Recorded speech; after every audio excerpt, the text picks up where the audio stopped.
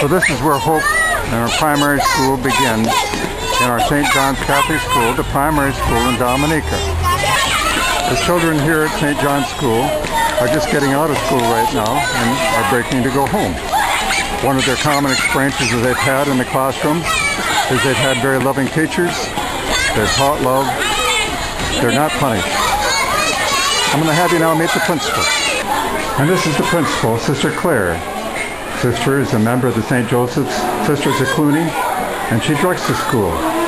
Sister Claire is personally opposed to any type of corporal punishment, shame, or blame in this school, and does an excellent job of operating the school. This is Miss Williams. She's the director of the computer lab here at St. John's School. You'll notice there's a beautiful computer lab with a bunch of wonderful computers. There's approximately about 23 of them altogether around this computer lab. These computers were donated by the Christian Brothers under the supervision of Brother Catone, former provincial of the Western Province, who set up St. John's School Computer Lab. And they've been operating with these computers now for the past 6 years. St. Mary's Academy in Roseau, Dominica. This particular building we're looking at was built under the direction of Brother Al Houlihan, Christian brother, in 1960, October. The Christian Brothers came here in 1956 in January and have been operating this school for many, many years. Now it's under the direction of a lay board with Christian Brothers, several of them teaching and running the library here at the school. I'd like to meet the principal, Mr. Cuthbert Elwin, who is a former graduate at St. Mary's Academy and is now one of the leaders in Dominica, and of course the principal of St. Mary's Academy. And this is Mrs. Helmer. She's the secretary of the school that takes care of letting all the teachers know who's on first base and where they're at. She's also keeps the roster of all the students, attendance records, etc., etc. This is the classroom that's getting ready to start a class pretty quick. These are students, and they're saying hi to you because they know that the students in Canada are going to be watching this. And they just want to say hello, and that's Mr. Daly, who happens to be also the dean here at St. Mary's Academy. Students are now in the process of going from one class to another. It's class break time. And so they're given about 5 minutes to do this, and they have to start up a new class. Now I'd like you to meet Mr. Rupert Lance. He's the Dean of Education at St. Mary's Academy, and he's now teaching your class. Mr. Lance differs from teachers at the public school, and he has a master's degree in education. He graduated from the Brothers College, Iona College, out of New York. And this is the class which he's now engaging in teaching. These are students in fourth form, and so most of these students would be 16 years of age. I want you to meet Brother Harry French, who at St. Mary's Academy teaches 5th form math. He's also the treasurer for the school. He's also a master chess player, which has a lot of fun playing chess with the students after school. And I'd like to introduce you to the computer lab at St. Mary's Academy. This computer lab differs from most, if not all, computer labs in the Caribbean. The instructor in this computer lab, Miss Desiree Allen, she has a master's degree in computers. And contrast that with the instructors at the public schools, which lack even a college degree for the most part here in Dominica. She's exceptionally well qualified and does a marvelous job on training students in computer literacy and usage.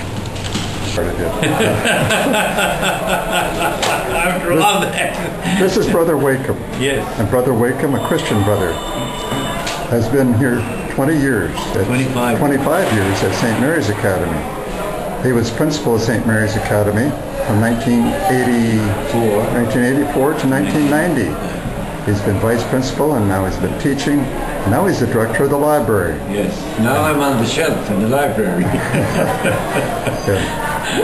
But for him, this school would not be around today. St. Mary's Academy differs from the public schools in many ways. But another way is that a good number of the instructors have college degrees. 4 of them have master's degrees. At the public schools, it's very rare to find any teacher that would have a college degree. Fine values are taught here at St. Mary's Academy with respect to family life. They're taught that conception is the time when human life begins, and that humans are entitled to dignity and to life. They're taught fine family values. They're taught the sacredness of marriage. They're taught the sacredness of their beings. At St. Mary's Academy, they're also taught fine values with respect to Scripture, that they can think for themselves, that they can read Scripture and study and understand from research what's going on.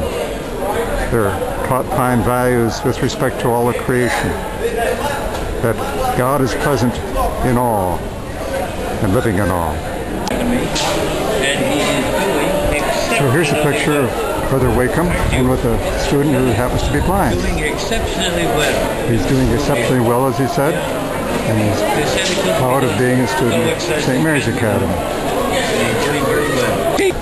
And the announcements are being made as we talk.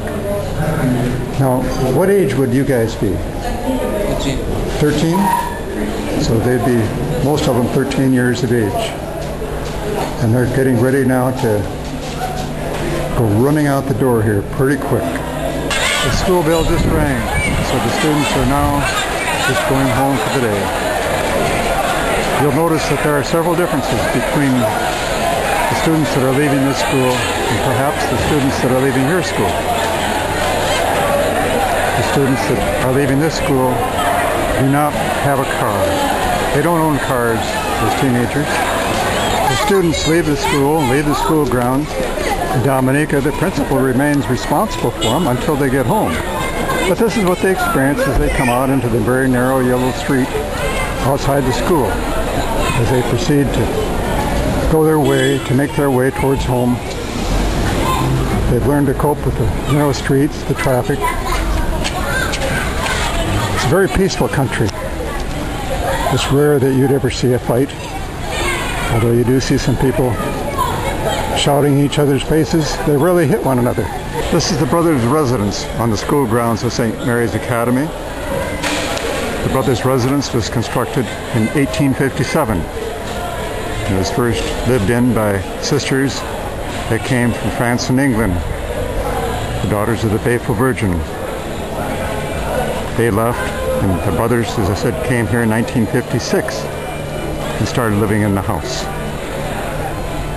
This is Convent High School, an all-girls Catholic high school, secondary school as we call it. It's run by the Sisters of the Immaculate Conception of Mary.